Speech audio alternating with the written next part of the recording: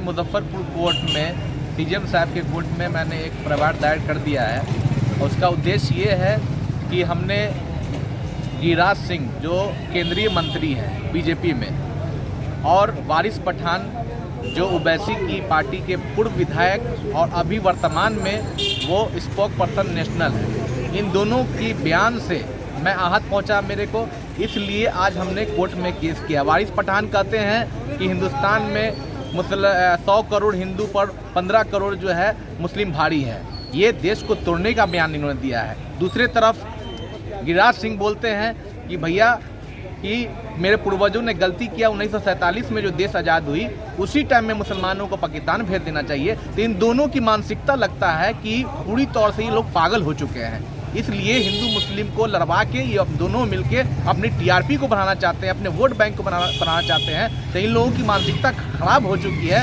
इसलिए मैंने माननीय सीजेएम साहब की कोर्ट में केस किया है और इन दोनों पर हम लोगों ने जो है वो भड़काऊ भाषण और देशद्रोही का मुकदमा हम लोगों ने दर्ज किया है। अब मैं कोर्ट से अगला तिथि जो है वो 4/3 को रखी गई है। हमें पूरा आस्था है कि हमें न्याय मिलेगा। एम राजू नैयर, मुजफ्फरपुर।